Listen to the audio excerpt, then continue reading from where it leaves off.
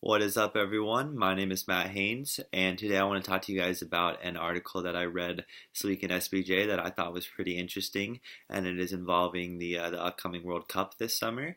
And a lot of you guys know that the U.S. did not qualify for the World Cup, but prior to the U.S. not qualifying, Fox and Telemundo purchased the right to air the World Cup, the media rights, for $400 million from Fox and $600 million for Telemundo.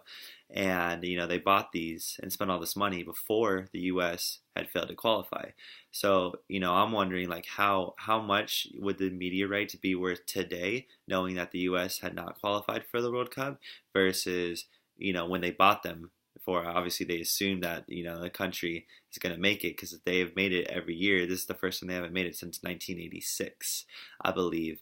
And so what Fox and Telemundo are planning to do to draw interest and sponsorship viewers still to their telecast is create this series of documentaries called Phenoms. And so it's essentially what Phenoms is. It's going to be a bunch of different stories from these soccer stars all over the world and how they have taken their countries and brought them to the World Cup, and their story, of them growing up, their childhood, where they played, how they come from nothing essentially, and now they're leading a team to the World Cup, the biggest watched event in the world.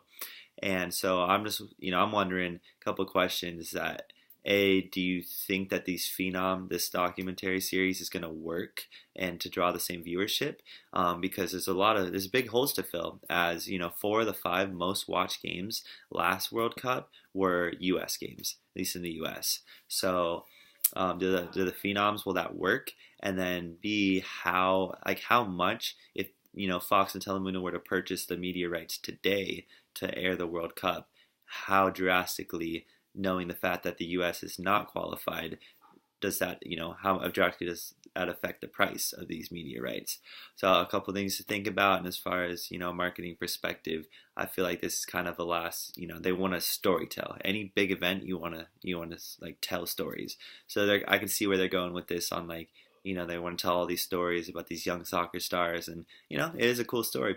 Soccer is one of the most popular sports in the world. People are interested in the stars, and I just wanted you guys think it'll work out, yes or no.